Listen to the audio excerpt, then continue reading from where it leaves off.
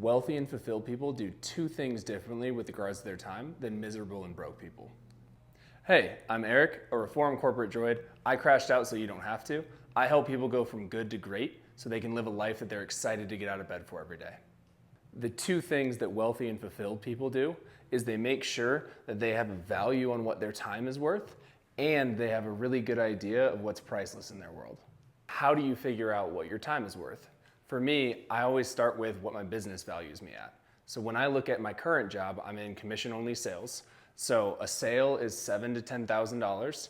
That generally takes me a 1-hour Zoom call to do. So I'm at $700 to $1,200 an hour.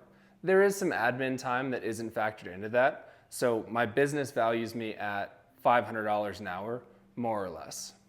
That's awesome, but what does that actually mean? So for me, I'm valuing my time at my business's time. So $500 an hour means that when I'm looking at two different tasks, and this expands across other ones, for me it was cooking and cleaning were the big ones that jumped out. Cooking generally takes me 2 hours a day, 14 hours a week, so that's 56 hours a month. If you take that times the 500, I'm at $28,000 a month in what it cost me in my time. It only cost me $900 a month. It's about $30 a day for me to have a meal prep service do it for me.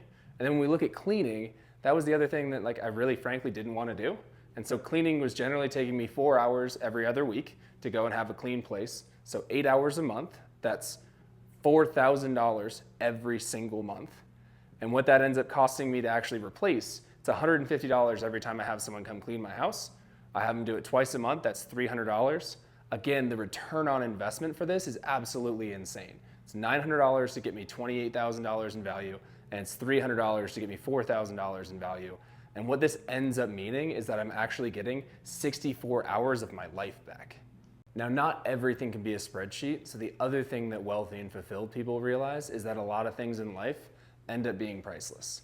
For me, I actually just lost one of my cats this morning, and the time that I spent, whether it was just cuddling on the couch or giving him some pets and snacks, that's priceless to me. In the winter, it's snowboarding. You got to figure out what that is for you, whether that's family time or other things, but making sure that you factor in knowing what is priceless in life. So that way you can replace the things that aren't hitting what your value is, but you're also not missing out on the things that are most important in life. Now, I wish that there was a perfect formula that told us how to live our lives, but there isn't when it comes to happiness or other things.